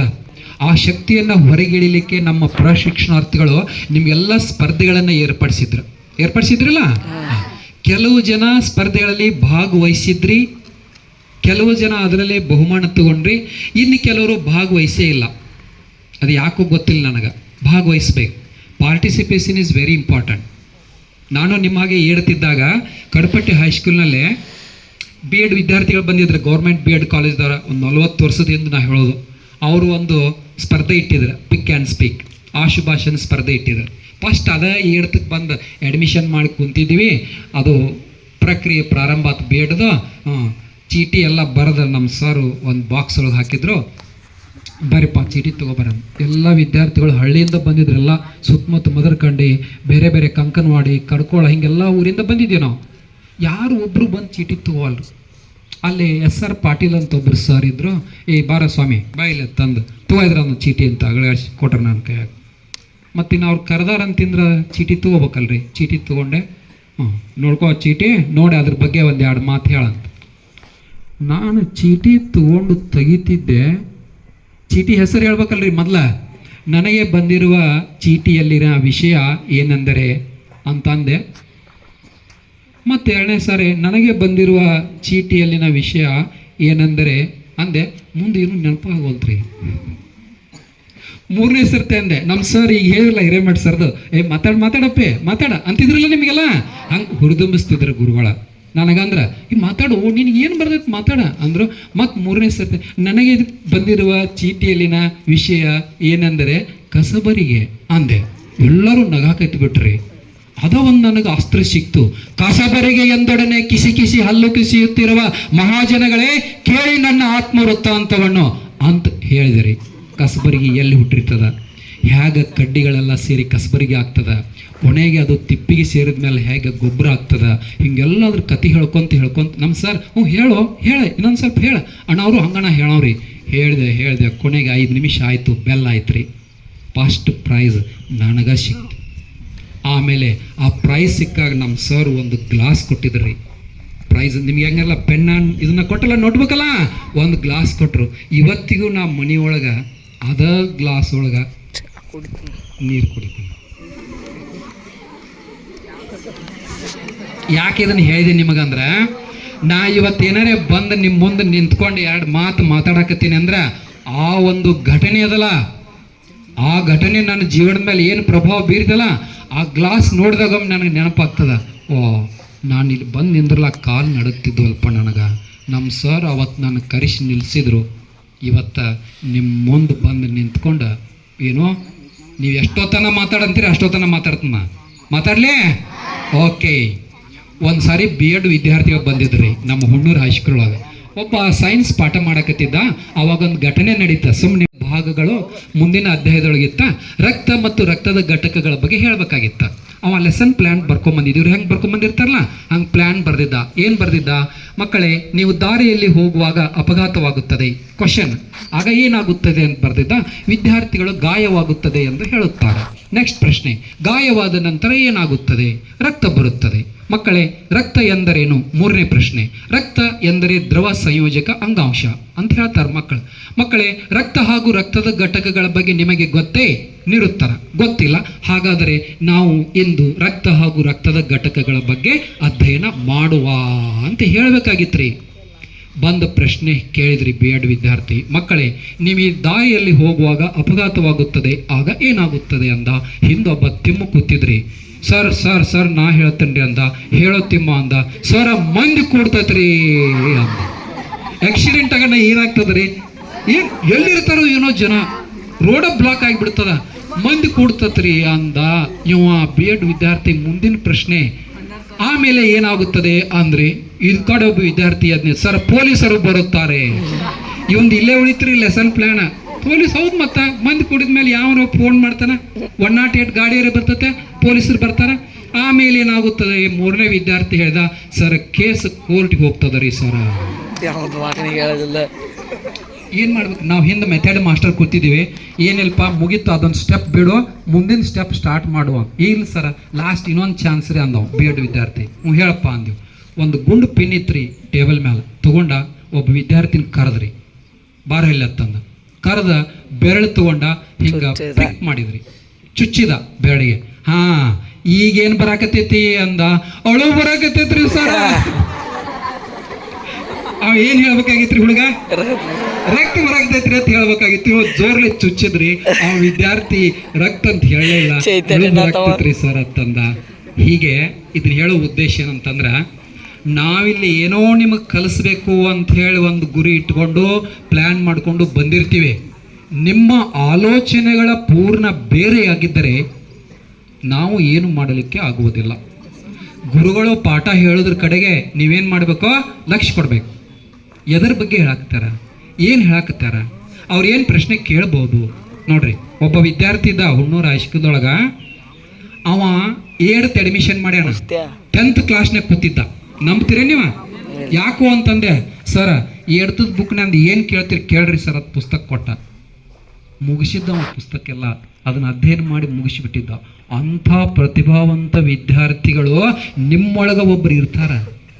ಅದನ್ನು ಗುರುತಿಸ್ಬೇಕು ನಾವು. The education is A manifestation of perfection already found in man. ನಿಮ್ಮ ಹತ್ರ ಅಂತರ್ಗತವಾದ ಶಕ್ತಿ ಇರ್ತದ. ಅದನ್ನು ಗುರುತಿಸಿ ಏನು ಮಾಡಬೇಕು? ಬಯಲಿಗೆ ಎಳಿಬೇಕು, ಅದನ್ನು ಹೊರಗಡೆ ತೊಗೊಂಡು ಬರಬೇಕು. ಇಲ್ಲಿರ್ತಕ್ಕಂಥ ನಮ್ಮ ವಿದ್ಯಾರ್ಥಿಗಳು ಹೇಳ್ತಿದ್ರು, ಬಿ ಎಡ್ ವಿದ್ಯಾರ್ಥಿಗಳ ಏನಂತ, ಈಗ ಅವ್ರು ಮಾತಾಡುವಾಗ ಹೇಳಿದ್ರು, ಸರ ನಮಗೆ ಮಧುರಕಂಡಿ ಪ್ರೌಢಶಾಲೆ ಒಳಗೆ ನಾವ ಹೊಸದಾಗಿ ನೌಕರಿಗೆ ಹೋಗಿ ಜಾಯಿನ್ ಆಗಿವೇನೋ ಸರ್ ಅನ್ನೋ ಅಷ್ಟರ ಮಟ್ಟಿಗೆ ನಮಗೆ ಖುಷಿಯಾಗ್ಯದ. ಎಲ್ಲ ಗುರುಗಳು ಗುರುಮಾತೆಯರು ಬಹಳಷ್ಟು ಸಹಕಾರವನ್ನು ಕೊಟ್ಟರು. ನಾವು ಹೇಳಿದಂಥ ಪಾಠಕ್ಕೆ ನಾವೇನು ಮೆಥಡ್ ಮಾಸ್ಟರ್ಗಳು ಹೇಳಬೇಕಾಗಿತ್ತಲ್ಲ, ಆ ಸಜೆಷನ್ಗಳನ್ನು ಆಯಾ ಪಾಠಗಳು ಮುಗಿದ ದಿನಾನೇ ನಮಗೆಲ್ಲ ವ್ಯವಸ್ಥಿತವಾಗಿ ನಮಗೆ ಗುರುಗಳು ಕಲಿಸ್ಕೊಟ್ರು. ಬಹಳ ನಮಗೆಲ್ಲ ಖುಷಿಯಾಗೈತಿ ಅಂತೇಳಿ ಹೇಳಿದರು. ಮತ್ತು ಇದಕ್ಕಿಂತ ಏನು ದೊಡ್ಡ ಖುಷಿ ಬೇಕ್ರಿ? ಲಾಸ್ಟ್ ಬಟ್ ಒನ್ ಏನು ಕತೆ? ನಾನೊಬ್ಬ ವಿಜ್ಞಾನದ ಶಿಕ್ಷಕ ಆಗಿರೋದ್ರಿಂದ ವಿಜ್ಞಾನದಲ್ಲಿನೂ ಕಥೆಗಳಂತ ಬರ್ತಾವೆ. ವಿಜ್ಞಾನಿಗಳ ಜೀವನದಲ್ಲಿ ಒಂದು ಘಟನೆಗಳು ನಡೆದಿರ್ತಾವೆ. ಅದೇ ಕಥೆಯಾಗಿ ಹೇಗೆ ಆಗ್ತದ ಅಂತ ನೋಡ್ರಿ. 8ನೇ ವಯಸ್ಸಿನಲ್ಲಿ ಅತ್ಯಂತ ದೊಡ್ಡ ವಿದ್ಯಾರ್ಥಿ. 8ನೇ ವಯಸ್ಸಂದ್ರೆ ಒಂದು 3ನೇ 4ನೇ ಓದ್ತಿರ್ಬೇಕಾದ್ರೆ ಎಲ್ಲರೂ ದಡ್ಡ ಅಂತ ಕರಿತಿದ್ರು. 21ನೇ ವಯಸ್ಸಿನಲ್ಲಿ ಜಗತ್ ಪ್ರಸಿದ್ಧ ವಿಜ್ಞಾನಿ. ಅವನು ಯಾರು ಗೊತ್ತೇ? ನೋಡ್ರಿ, ಅವ 8 ವಯಸ್ಸಿನಾಗ ಇದ್ದಾಗ 3ನೇ 4ನೇ ಓದುವಾಗ ಎಲ್ಲರ ಕಡೆಯಿಂದ ಬೈಸ್ಕೊಂಡು ಶಾಲೆಯಿಂದ ಹೊರಗೆ ಹಾಕ್ಕೊಂಡಿದ್ದ ಅಂಥ ಒಬ್ಬ ವಿದ್ಯಾರ್ಥಿ ಮುಂದೆ 21ನೇ ವಯಸ್ಸಿನಲ್ಲಿ ಇಡೀ ಜಗತ್ತೇ ಅವನ ಕಡೆಗೆ ನೋಡುವಂಥ ವಿಜ್ಞಾನಿ. ಅವನು ಯಾರು ಗೊತ್ತೇ? ಬಲ್ಬನ್ನು ಕಂಡು ಹಿಡಿದಿರುವ ಥಾಮಸ್ ಅಲ್ವಾ ಎಡಿಸನ್. ಎಡಿಸನ್ನ ಜೀವನದಲ್ಲಿ ಒಂದು ಘಟನೆ ನಡೀತದ. ಒಂದು ಸಂಕ್ಷಿಪ್ತ ಅದನ್ನು ಕತೆ ಹೇಳಿ ನನ್ನ ಮಾತು ಮುಗಿಸ್ತಾನೆ. ಇದು ಕಥೆಯಲ್ಲವಿದು, ನಿಮ್ಗೆ ಗೊತ್ತಿರಲಿ. ಈ ಎಡಿಸನ್ನ ಜೀವನದಲ್ಲಿ ನಡೆದಿರುವ ಒಂದು ಘಟನೆ. ಆತ 8ನೇ ವಯಸ್ಸಿನಲ್ಲಿದ್ದ, 3ನೇ 4ನೇ ಇದ್ದ. ಶಾಲೆಯಲ್ಲಿ ಎಲ್ಲ ಗುರುಗಳಿಗೂ ಬರೀ ಪ್ರಶ್ನೆಗಳನ್ನು ಕೇಳ್ತಿದ್ದ, ಬರೀ ಕೀಟಳೆ ಮಾಡ್ತಿದ್ದ. ನಿಮ್ಮಲ್ಲಿ ಕೆಲವು ವಿದ್ಯಾರ್ಥಿಗಳು ಇರ್ತಾರೆ ಅಂತವ್ರು ಇರ್ತಾರಲ್ಲ, ಒಟ್ಟು ಸುಮ್ಕೊಂಡ್ರಂಗಿಲ್ಲ. ಹಾಂ, ಅಂಥ ವಿದ್ಯಾರ್ಥಿ ಇದ್ದ. ಎಲ್ಲ ಟೀಚರ್ಸ್ ಒಂದು ದಿವ್ಸ ಮೀಟಿಂಗ್ ಕರೆದ್ರಿ, ಹೆಡ್ ಮಾಸ್ಟರ್ ಮೀಟಿಂಗ್ ಕರೆದ್ರು. ಅಲ್ಲಿ ಮೀಟಿಂಗ್ದೊಳಗೆ ಶಿಫಾರಸಾತ್ ಏನು ಸಮಸ್ಯೆ ಅದ ಅಂದ್ರೆ, ಏನು ಸರ ಬರೀ ಬರ್ತಾನ ಎಡಿಸನ್ನ ಪ್ರಶ್ನೆ ಕೇಳ್ತಾನ. ಚರ್ಚೆ ಮಾಡಿದ್ರು ಅವ್ರು. ಏನು ಪ್ರಶ್ನೆ ಕೇಳಿದ? ಟೀಚರ್ ಮೊಟ್ಟೆ ಒಳಗಡೆ ಮರಿ ಹೇಗೆ ಹೋಯಿತು? ಅವನ ಪ್ರಶ್ನೆ ಇದು. ಮೊಟ್ಟೆ ಒಳಗೆ ಮರಿ ಹೊರಗೆ ಬರ್ತದಿಲ್ಲ. ಹಾಗಾದ್ರೆ ಮೊಟ್ಟೆ ಒಳಗಡೆ ಮರಿ ಹೇಗೆ ಹೋಯಿತು? ಹಿಂಗೆ ಪ್ರಶ್ನೆ ಕೇಳವ್ರಿ. ಅದು ಉತ್ತರ ಹೇಳ್ಬೇಕು ಅನ್ನೋದ್ರಾಗನ ನೆಕ್ಸ್ಟ್ ಮುಂದಿನ ಪ್ರಶ್ನೆ ರೆಡಿನಾ? ಟೀಚರ್ ಒಲೆ ಮೇಲೆ ಹಾಲನ್ನು ಇಟ್ಟಿರ್ತೀವಿ, ಕಾಯಿಸ್ಲಿಕ್ಕೆ ನೀರನ್ನು ಇಟ್ಟಿರ್ತೀವಿ. ಹಾಲು ಮಾತ್ರ ಉಕ್ಕು ಬರ್ತಾ ಕೆಳಕ್ಕೆ ಬೀಳುತ್ತದೆ, ನೀರು ಏಕೆ ಉಕ್ಕು ಬರುವುದಿಲ್ಲ? ಹಿಂಗೆ ಪ್ರಶ್ನೆ ಹೇಳ್ಬೇಕು ಅನ್ನೋದ್ರಾಗನ ಮತ್ತೊಂದು ಪ್ರಶ್ನೆ. ಟೀಚರ್ ಥರ್ಮಾಸ್ ಫ್ಲಾಸ್ಕ್ನಲ್ಲಿ ಐಸನ್ನು ಹಾಕಿದರೆ ಏನಾಗುತ್ತದೆ ರೀ? ಥರ್ಮಾಸ್ ಫ್ಲಾಸ್ಕ್ನ ನಾವೆಲ್ಲರೂ ಟೀ ಕಾಫಿ ಬಿಸಿ ಇರಲಿ ಅಂತೇಳಿ ಹಾಕ್ತಿವಲ್ಲ. ಇವ ಏನು ಪ್ರಶ್ನೆ ಒಂದು, ಐಸ್ ಹಾಕಿದರೆ ಥರ್ಮಾಸ್ ಫ್ಲಾಸ್ಕ್ನಲ್ಲಿ ಏನಾಗುತ್ತದೆ? ಅದನ್ನು ಉತ್ತರ ಹೇಳಬೇಕು ಅನ್ನೋದ್ರಾಗ ಥರ್ಮಾಸ್ ಫ್ಲಾಸ್ಕಲ್ಲಿ ಐಸನ್ನು ಹಾಕಿ ಇದನ್ನು ಫ್ರಿಜ್ಜಲ್ಲಿ ಇಟ್ಟರೆ ಏನಾಗುತ್ತದೆ ನೋಡಿ. ಹೀಗೆ ಪ್ರಶ್ನೆ ಕೇಳಿ ಅವರೊಂದು ಡಿಸಿಷನ್ ಮಾಡಿದ್ರು. ಇವತ್ತು ಈ ಹುಡುಗನ ಒಂದು ಲೆಟ್ರ್ ಬರೆದು ಅವ್ರ ತಾಯಿಗೆ ಕೊಟ್ಟು ಹೊರಗೆ ಹಾಕಿಬಿಡೋಣ ಅಂತ ಡಿಸೈಡ್ ಮಾಡಿದ್ರು. ಬಂದು ಹೆಡ್ ಮಾಸ್ಟರ್ ಮೀಟಿಂಗ್ ತೊಗೊಂಡ್ರು. ಎಲ್ಲ ಟೀಚರ್ಸು ತಮ್ಮ ಅಭಿಪ್ರಾಯ ಹೇಳಿದ್ರು. ಲೆಟ್ರನ್ನ ಪಾಕೆಟ್ನೊಳಗೆ ಹಾಕಿ ಕರೆದ್ರೆ ಎಡಿಸನ್, ತಗೋರಪ್ಪ ಈ ಲೆಟ್ರ ತೊಗೊಂಡೋಗಿ ನಿಮ್ಮ ತಾಯಿ ಕಾಯಕ್ಕೆ ಕೊಡ್ರು ಅಂದರು. ತಂದೆ ಇರಲಿಲ್ಲ, ಎಡಿಸನ್ಗೆ ಓದೋಕ್ಕೂ ಬರಲಿಲ್ಲ. ಆ ಲೆಟ್ರನ್ನ ಬ್ಯಾಗಲ್ಲಿ ಇಟ್ಕೊಂಡು ಮನೆಗೆ ಹೋಗಿ ತಾಯಿ ಕಾಯಕ್ಕೆ ಕೊಟ್ಟ. ತಾಯಿ ಆ ಪತ್ರವನ್ನು ಓದುತ್ತಿದ್ದಂತೆ ತಾಯಿ ಕಣ್ಣಲ್ಲಿ ನೀರು ಬಂತು. ಒಂದು ಹನಿ ನೀರು ಆ ಪತ್ರದ ಮೇಲೆ ಬಿತ್ತು. ಇವ ಎಡಿಸನ್ ಕೇಳ್ದ, ಅಮ್ಮ ಆ ಪತ್ರದಲ್ಲಿ ಏನು ಬರೆದದ ಅಂತ ಕೇಳ್ದ. ತಾಯಿ ಆ ದುಃಖವನ್ನು ನುಂಗಿಕೊಂಡು ಏನಂತ ಹೇಳಿದ್ಲು ನೋಡ್ರಿ. ಅವ್ರು ಏನೇನೋ ಬರ್ದಿದ್ರು ಅದ್ರೊಳಗೆ. ಫಸ್ಟ್ ಉತ್ತರ ಏನು ಹೇಳಿದ್ಲಂದ್ರೆ, ನೋಡಪ್ಪ ಒಂದೇ ಮಾತು ಏನು ಬರ್ದಾರಂದ್ರೆ, ನಿಮ್ಮ ಮಗ ಎಡಿಸನ್ ಅತ್ಯಂತ ಜಾಣ ವಿದ್ಯಾರ್ಥಿ ಅಂತ ಬರ್ದಾರ ಅಂದ. ಇವು ಕಾಲರ್ ಹರಿಸಿದ್ರಿ. ನಾವು ಅಷ್ಟು ಶಾನೆ ಅದನ್ನ ಅಂದ್ಕೊಂಡ. ಎರಡನೇ ಮಾತು ಏನು ಬರ್ದಾರು ಅಂತ ಕೇಳ್ದ. ಎರಡನೇ ಮಾತು ಏನು ಬರ್ದಾರ ತಾಯಿ ಏನು ಓದಿಲ್ಲಂದ್ರೆ, ನಿಮ್ಮ ಮಗನ ಬುದ್ಧಿಮಟ್ಟಕ್ಕೆ ಕಲಿಸುವಂತಹ ಶಿಕ್ಷಕರು ನಮ್ಮ ಶಾಲೆಯಲ್ಲಿ ಯಾರೂ ಇಲ್ಲ ಅಂತ ಬರ್ದಾರು. ನನ್ನ ಮಗನ ಮಟ್ಟಕ್ಕೆ ಕಲಿಸುವಂಥ ಶಿಕ್ಷಕರಿಲ್ಲ, ಅಷ್ಟು ಮತ್ತೆ ಖುಷಿ ಆತ್ರಿ ಅವನು. ಮೂರನೇ ಮಾತು ಏನು ಬರ್ದಾರು ಅಂತ ಕೇಳ್ದ, ನಿಮ್ಮ ಮಗನಿಗೆ ನಾಳೆಯಿಂದ ಪಾಠವನ್ನು ಮನೆಯಲ್ಲೇ ಮಾಡಿರಿ ಅಂತ ಬರ್ದಾರು ಅಂದ. ನಾಳಿಂದ ಸಾಲಿಗೆ ಹೋಗಂಗಿಲ್ಲ. ಖುಷಿ ಆತ ಅವನು. ಮೂರೂ ಪ್ರಶ್ನೆಗೆ ಉತ್ತರ ಖುಷಿ ಆಯಿತು. ಮನೆಯಲ್ಲೇ ತಾಯಿ ಒಂದಿಷ್ಟು ಗಾರ್ಡನ್ ಇತ್ತು ಮನೆಯೊಳಗೆ, ಅಲ್ಲೇ ಕಾಯಿಪಲ್ಯ ಬೆಳೀತಿದ್ದ. ಟ್ರೈನಲ್ಲಿ ಹೋಗಿ ಅದನ್ನು ಮಾರ್ಕೊಂಡು ಬರ್ತಿದ್ದ, ಜೀವನವನ್ನು ಸಾಗಿಸಿದ. ತಂದೆ ತೀರ್ಕೊಂಡು ಹೋಗಿದ್ರು. ತಾಯಿ ಅವನ ಕೈ ಹಿಡ್ಕೊಂಡು ಶಾಲೆಗೆ ಬಂದ್ರಿ. ಬಂದ ಎಲ್ಲ ಗುರುಗಳು ಗುರುಮಾತೆ ಹತ್ರ ಒಂದು ಚಾಲೆಂಜ್ ಮಾಡಿದ್ರು. ಇವತ್ತು ನೀವು ನನ್ನ ಮಗನನ್ನು ಲೆಟ್ರ್ ಬರೆದು ಕೊಟ್ಟು ಹೊರಗಡೆ ಹಾಕಿರಲ್ಲ, ಈ ಮಗನನ್ನು ಮುಂದೊಂದು ದಿನ ಜಗತ್ ಪ್ರಸಿದ್ಧ ವಿಜ್ಞಾನಿಯನ್ನಾಗಿ ಮಾಡೇ ತೀರುತ್ತೇನೆ ಅಂತ ಆ ಹೆಣ್ಮಗಳು ಏನು ಚಾಲೆಂಜ್ ಮಾಡಿ ಹೋದ್ಲಲ್ರಿ, ಮಗನ ಕರ್ಕೊಂಡು ಹೋಗಿಬಿಟ್ಲು ವಾಪಸ್. ಆಮೇಲೆ ಎಡಿಸನ್ ಮನೆಯಲ್ಲೇ ಪ್ರಯೋಗಾಲಯವನ್ನಾಗಿ ಮಾಡಿಕೊಂಡ. ಅನೇಕ ಪ್ರಯೋಗಗಳನ್ನು ಮಾಡಿದ. ಒಂದು ಗ್ರಂಥಾಲಯದಲ್ಲಿ ಕಸ ಹೊಡೆಯುವ ಕೆಲಸ ಸಿಗ್ತಾವೆ, ಕಸ ಗುಡಿಸೋ ಕೆಲಸ ಸಿಗ್ತದ. ಅಲ್ಲಿ ಕಸ ಗುಡಿಸ್ಕೊಂತ ಅಲ್ಲಿರೋ ಪುಸ್ತಕಗಳನ್ನು ಅಧ್ಯಯನ ಮಾಡಿದ. ಅಧ್ಯಯನ ಮಾಡ್ತಾ ಮಾಡ್ತಾ 17-18ನೇ ವಯಸ್ಸಿಗೆ ಒಂದು ಅದ್ಭುತ ಸಂಶೋಧನೆಯನ್ನು ಮಾಡಿದ. ಹಾಗೆ ಸಂಶೋಧನೆ ಮಾಡ್ತಾ ಇದ್ದ. ಅವನ ತಾಯಿ ತೀರ್ಕೊಳ್ತಾಳೆ. ತಾಯಿ ಶವ ಸಂಸ್ಕಾರ ಮಾಡ್ತಾನೆ. ಮಾಡಿ ಬಂದು ತನ್ನ ಅಧ್ಯಯನವನ್ನು ಸಂಶೋಧನೆಯನ್ನು ಮುಂದುವರಿಸ್ತಾನೆ. ಸುಮಾರು 20-21ನೇ ವಯಸ್ಸಿಗೆ ವಿದ್ಯುತ್ ಬಲ್ಬನ್ನು 103 ಬಾರಿ ಪ್ರಯತ್ನ ಮಾಡಿ ಮಾಡಿ ಮಾಡಿ ಕೊನೆಗೆ ಯಶಸ್ವಿಯಾದ. ಇವತ್ತು ನಿಮ್ಮ ಮನೆಯಲ್ಲಿ ಬೆಳಗ್ತಕ್ಕಂಥ ವಿದ್ಯುತ್ ಬಲ್ಬ್ ಯಾರ ಕೊಡುಗೆ? ಅದು ಥಾಮಸ್ ಅಲ್ವಾ ಎಡಿಸನ್ ಅವರ ಕೊಡುಗೆ. ಕಂಡುಹಿಡಿದ. ತಾಯಿಗೆ ಈ ಸುದ್ದಿ ಹೇಳಬೇಕಂದ್ರೆ ತಾಯಿ ಇರಲಿಲ್ಲ. ನೆನಪಾತವಾಗ ಮನೆ ಒಳಗೆ ಪೆಟ್ಟಿಗೆ ಒಳಗೆ ಹಳೇ ಪೆಟ್ಟಿಗೆ ಒಳಗೆ ಆ ಪತ್ರವನ್ನು ಇಟ್ಟಿದ್ನಲ್ಲ, ಆ ಪತ್ರದೊಳಗೆ ಏನು ಬರ್ತತಿ, ನಮ್ಮ ತಾಯಿ ಯಾಕೆ ಆ ಪತ್ರವನ್ನು ಓದಿ ಕಣ್ಣಾಗ ನೀರು ಬಂತು ಅಂತ ವಾಪಸ್ ಬಂದ ಪೆಟ್ಟಿಗೆ ತೆಗೆದ ಆ ಪತ್ರವನ್ನು ಓದುತ್ತಿದ್ದಂತೆ ಎಡಿಸನ್ನನ ಕಣ್ಣಲ್ಲಿ ನೀರು ಬಂತು. ಯಾಕಂದ್ರೆ ಆ ಪತ್ರದೊಳಗೆ ಬರೆದಿರೋ ವಿಷಯನೇ ಬೇರೆಯಾಗಿತ್ತು, ತಾಯಿ ಓದಿರುವ ವಿಷಯವೇ ಬೇರೆಯಾಗಿತ್ತು. ಏನು ಬರ್ದಿತ್ತು ನೋಡ್ರಿ. ಇವ ಎಡಿಸನ್ ದೊಡ್ಡವಾಗಿ ಸೈಂಟಿಸ್ಟ್ ಆದಮೇಲೆ ಓದಾಕತ್ತೇನು ಪತ್ರ. ಒಂದೇ ಮಾತು ಏನು ಬರ್ದಿತ್ತಂದ್ರೆ, ನಿಮ್ಮ ಮಗ ಎಡಿಸನ್ ಅತ್ಯಂತ ಬುದ್ಧಿಮಾಂದ್ಯ ದೊಡ್ಡ ವಿದ್ಯಾರ್ಥಿ ಅಂತ ಬರ್ದಿತ್ರಿ. ತಾಯಿ ಏನಂತ ಓದಿದ್ಲು? ನಿಮ್ಮ ಮಗ ಅತ್ಯಂತ ಜಾಣ ವಿದ್ಯಾರ್ಥಿ ಅಂತ ಓದಿದ್ಲು. ಎರಡನೇ ಮಾತು ಏನು ಬರ್ದಿತ್ತು ನೋಡ್ರಿ ಆ ಪತ್ರದೊಳಗೆ, ನಿಮ್ಮ ಮಗನಿಗೆ ಬೋಧನೆ ಮಾಡಲು ನಮ್ಮಲ್ಲಿರುವ ಶಿಕ್ಷಕರು ಯಾರೂ ಒಪ್ಪುತ್ತಿಲ್ಲ, ನಿಮ್ಮ ಮಗ ಕಲ್ಸಕ್ಕೆ ಯಾರೂ ಮುಂದೆ ಬರ್ತಾ ಇಲ್ಲ ಅಂತ ಬರ್ದಿತ್ತ. ತಾಯಿ ಏನಂತ ಓದಿದ್ರಿ? ನಿಮ್ಮ ಮಗನ ಜಾಣ್ಮೆಗೆ ಮಟ್ಟಕ್ಕೆ ತಕ್ಕಂತೆ ನಮ್ಮಲ್ಲಿ ಯಾರೂ ಶಿಕ್ಷಕರು ಇಲ್ಲ ಅಂತ ಓದಿದ್ರು. ಮೂರನೇ ಮಾತು ಏನು ಬರ್ದಿತ್ತು ನೋಡ್ರಿ ಅದರೊಳಗೆ, ನಾಳೆಯಿಂದ ನಿಮ್ಮ ಮಗನಿಗೆ ಮನೆಯಲ್ಲೇ ಪಾಠ ಮಾಡಿರಿ ಅಂತ ಓದಿದ್ಲಲ್ಲ ತಾಯಿ. ಅದರೊಳಗೆ ಏನು ಬರ್ದಿತ್ತಂದ್ರೆ, ನಾಳೆಯಿಂದ ನಿಮ್ಮ ಮಗನನ್ನು ಶಾಲೆಗೆ ಕಳುಹಿಸಬೇಡಿ ಅಂತ ಬರ್ದಿತ್ತು. ಆಕೆ ತಾಯಿ ಅವತ್ತು ಮನಸ್ಸು ಮಾಡಿ ಅವನಿಗೆ ಹುರಿದಂಬಿಸಿದ್ಲು.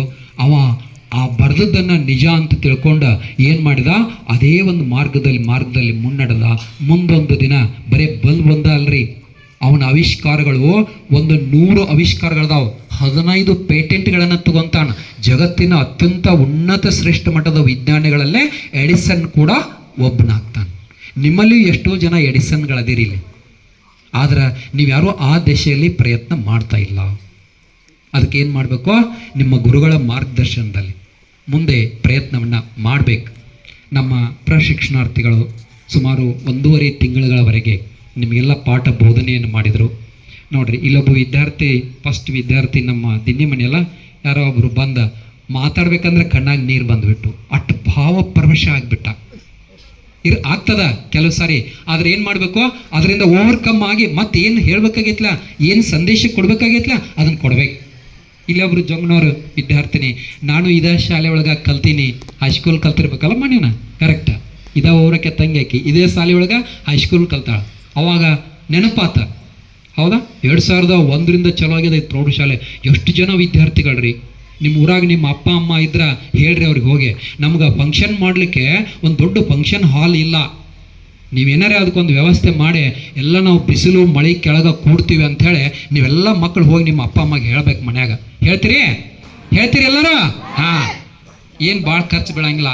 ಒಂದು 4 ಮೆಟಲ್ದು ಪಿಲ್ಲರ್ಸ್ ನಿಂದಿರಿಸಿ ನಮ್ಮ ಕಾಲೇಜ್ನಾಗ ಮಾಡಿಬೇಕಾರೆ ಬಂದು ನೋಡ್ರಿ, ಅದೇ ಚೀಪ್ ಆ್ಯಂಡ್ ಬೆಸ್ಟ್ ರೀ ಸರ್. ಒಂದು ಡೋಮ್ ಹಾಕಿದ್ದೀವಿ, ಹಿಂಗೆ ಎದ್ರದ್ದು ಪತ್ರಾಸಿಂದ ಡೋಮ್ ಹಾಕಿದ್ದೀವಿ, ಒಂದು ಸ್ಟೇಜ್ ಮಾಡಿವಿ, ಒಂದು 500-600 ಮಕ್ಕಳು ಆರಾಮಾಗಿ ಕೂತ್ಕೊಂಡು ಏನು ಮಾಡ್ಬೋದು, ಫಂಕ್ಷನ್ ಮಾಡ್ಬೋದು ಅಂತ. ನಿಮ್ಗೆ ಜಾಗದ ಇಲ್ಲಿ 1 ಎಕರೆ 10 ಗುಂಟೆ ಜಾಗದ ಇಲ್ಲಿ, ಹೌದಾ? ಇಷ್ಟು ವಿಸ್ತಾರವಾದಂಥ ಜಾಗ ನೋಡ್ರಿ. ಇಲ್ಲೆಲ್ಲ ನಿಸರ್ಗದ ಅಡಿಯಲ್ಲೇ ಗುಡ್ಡದ, ಇಲ್ಲಿ ಬೆಟ್ಟದ ಅದ ಇಲ್ಲ.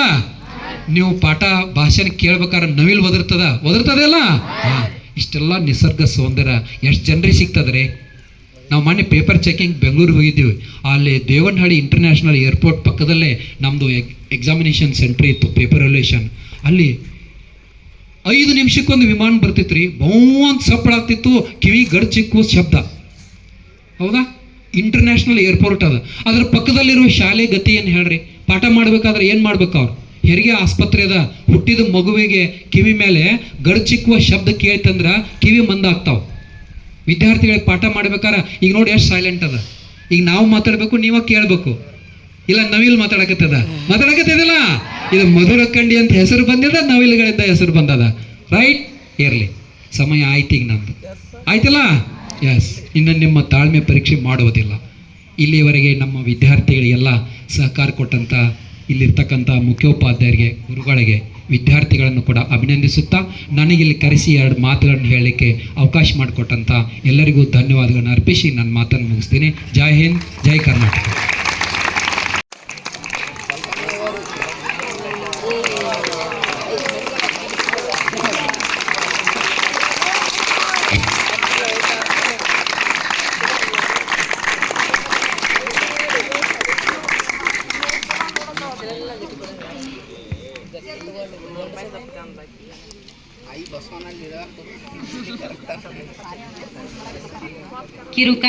ಕಿರುಕಾಣಿಕೆಯನ್ನು ಸ್ವೀಕರಿಸಿದ